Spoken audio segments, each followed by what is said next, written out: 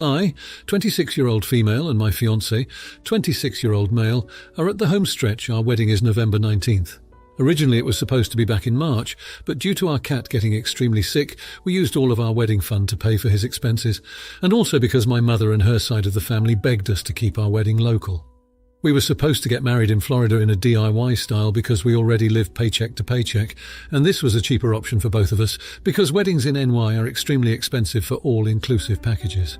The travelling was a problem for people, as my mother put it, so we changed it up and decided to do a smaller wedding at home. Now that our invites are coming back, I'm realising that my mother, who had offered to take care of them for me because I knew she had a lot of the addresses already written down from the engagement party she threw for me, had invited my sister, which is fine, but I have my nephews that would have to come with her. I also haven't spoken to this sister in 3 years because of her toxic fiancé. I didn't ask her to be a bridesmaid either because, like I said, I haven't spoken to her in 3 years, and she was invited to my engagement party, told my mother she would be there, only for her fiancé to switch it up and say they weren't going. I love my nephews, but I do not want children there when I get married. I understand why my mother would want them there. She never gets to see them because my brother-in-law likes to make up reasons to not drive down or let her go up there to see her grandbabies. She just wants all her kids and grandkids together in one place. She just wants it to be a big, beautiful celebration, which she does deserve. Though yesterday my mother blew up on me because I had to remind her that no, there will be no children at my wedding. She offered to pay for them, and I had to have my fiancé put his foot down because I was so ready to give in.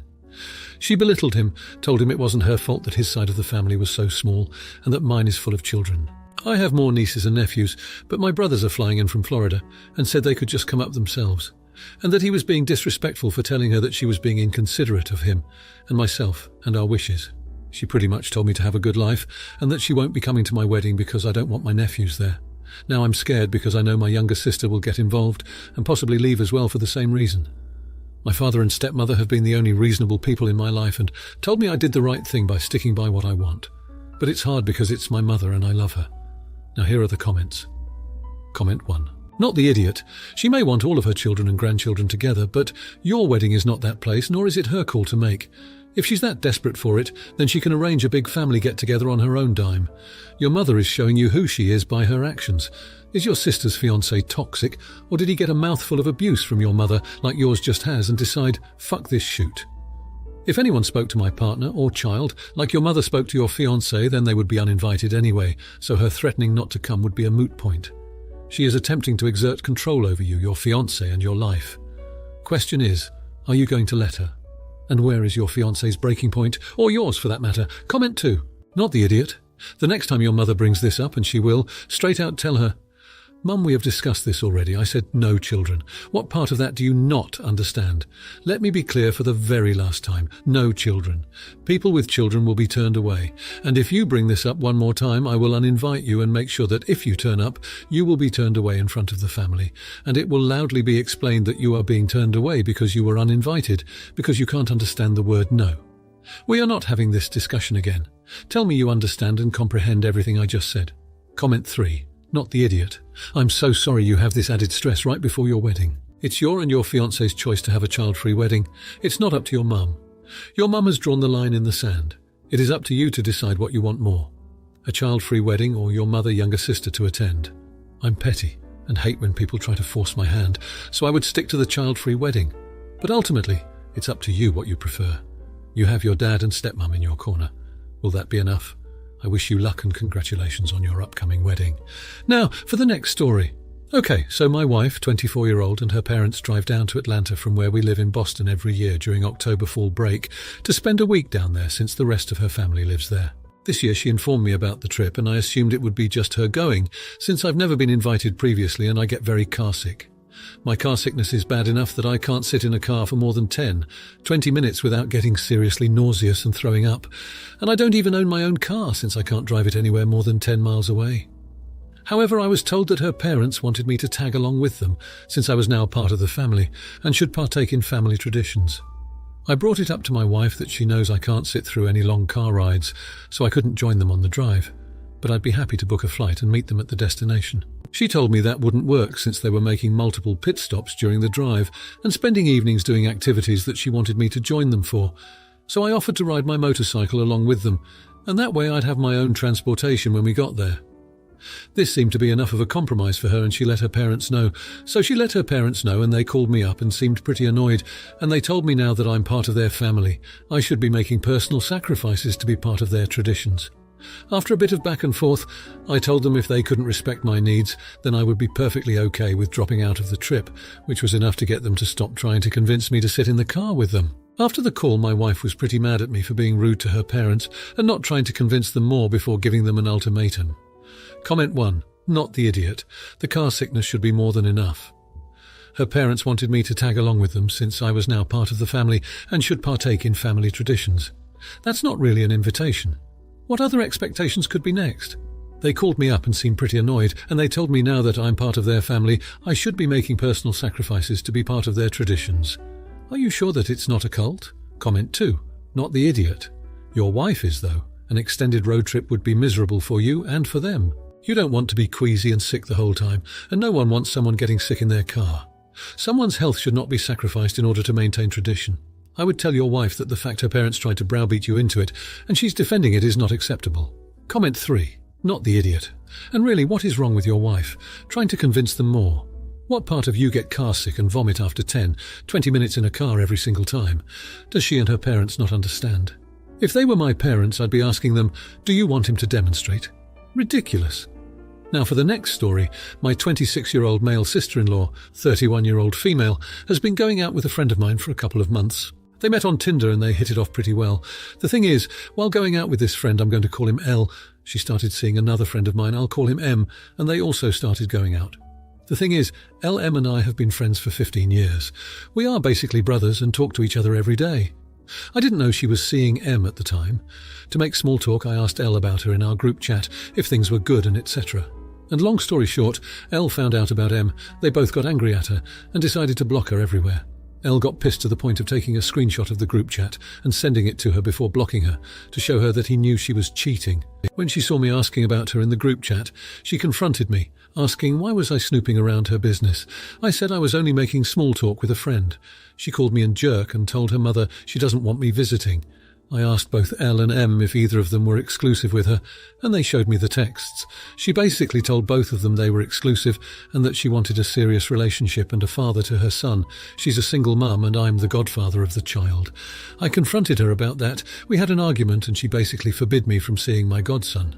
She called me a jerk for snooping around and that I should have taken care of my own business. Which I actually saw a bit of logic in her thinking, but it wasn't on purpose, and I'm actually glad I did it because I helped my friends from being fooled by her. But, am I the idiot? English is not my first language. I apologise for any atrocities I wrote. Now here are the comments. Comment 1. Your sister-in-law is a walking trench coat stuffed full of red flags, wearing a wig and makeup to try to lure in a step-parent for her kid.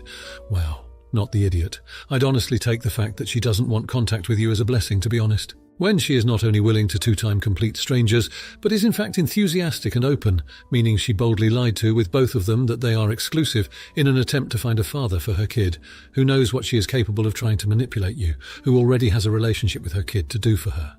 Edited. I didn't read closely enough to realise this was your sister-in-law. That makes this worse. Wow. Comment 2. Not the idiot. It was an accident. I don't know if she knew the two guys were acquainted with each other or not, but if she was aware, then that's her own damn fault. Though if you're going to cheat, you have whatever coming to you regardless. It was bound to come to light eventually anyway. Imagine her choosing one of the guys and they move in together, and he invites you and the other one over to hang out. Boy, that would have been awkward.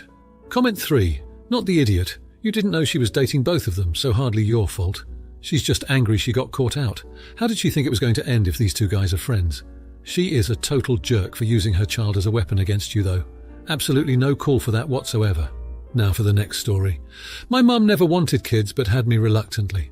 I was raised by my grandparents for most of my life, so I'm not very close to my mum, but now that I'm in my 20s, she doesn't mind being around me. She married Dave 2 years ago and Dave has a 7-year-old Alex. I was very concerned when mum told me she was getting married to a guy with a kid, but she said that Alex is with his mum 90% of the time, and they've agreed on her having zero responsibilities for the kid. Whatever, it's their relationship. But my mum called me saying that Alex's mum is sick, and so they have to take Alex for longer than usual, and she's exhausted. I sympathised with her, but she calls me every single day just to complain about Alex or her husband. She stopped helping out with Alex after he had a tantrum. Okay, fine, but Dave has to be at work by 8 a.m. Alex starts school at 9 a.m. So Alex has to wake up extra early and hang out with his dad at his job. Then Dave has to quickly drive him over to school. Then Dave finishes work at 5, but Alex finishes school at 3, so Dave has to pick him up during work, and Alex has to stay with him until 5. Dave and his ex-wife cannot afford help, and Dave tried asking the school for other options, but they aren't getting back to him. Not only is this stressing Dave out, but Alex seems miserable. He's so tired by the time they get home that he'll fall asleep instantly. Mum thinks he's being rude because every time she tries to get him to eat dinner, he cries about being sleepy or wanting his mum. So she stopped making him dinner. And when Dave got mad at her, she stopped making him dinner too. Dave knows how to cook for himself, but he works during the weekends, so while he does make Alex pre-packed meals, sometimes they aren't enough. Alex knows how to make basic stuff like sandwiches, but he's so upset about his mum that he won't eat unless someone gives him food. This is all stuff my mum has told me. I've never met Alex. I was neutral till my mum told me that last bit. I get that she doesn't want to take care of a kid, but Alex's mum is apparently so ill that her son can't be around her for at least a month. The poor kid must be so scared. I told my mum this the last time she called, and she immediately cut me off and said, 1, it isn't any of my business. 2, the kid isn't being neglected, his dad's taking care of him. 3, she isn't his mum. 4, she tried to help, but she can't do it. I told her that she could try harder, but she got really upset and told me that she made a mistake confiding in me and that I'm just as awful as my dad for pressuring her to take care of a child she never asked for. That really hurt. I guess I was being too pushy. I just feel really bad for Alex. Am I the idiot? Now here are the comments. Comment 1. It's pretty clear she had barely any time with UOP if she's this unfamiliar with what 7-year-olds are like. Like, fine, it's a crappy situation, she has to do things she didn't agree to. Whatever. That doesn't give her the right to just not make a very overstimulated, stressed-out 7-year-old dinner, and then expect sympathy for it. Is she taking parenting advice from the Brothers Grimm? But she clearly just called you to vent and didn't want to hear any narrative that didn't place her as the victim. Honestly, if I was the mother, I'd want someone to tell me what's happening so I can figure out if there's some other arrangement that would be better for the kids' physical and mental health. Not the idiot. Comment 2. Not the idiot. Your mom sounds selfish. It's only 1 month, and she can't help out a little more and try to be more understanding of Alex's situation. And Dave's, for that matter. When she got into a relationship with Dave knowing he has a young child, she should have anticipated at least helping out minimally. It's not like she has to fully raise a toddler with him. That poor kid is going to resent her if he doesn't already, and probably Dave too for allowing this to happen to Alex. I hope he gets to go back to his mum soon. That's just so unfortunate, and I'm sorry you had to deal with her raising you too. Comment 3. Not the idiot. Your mum, however, is a huge one. She never wanted kids. Great. Then she should have been more careful about birth control. She still doesn't want kids. Great.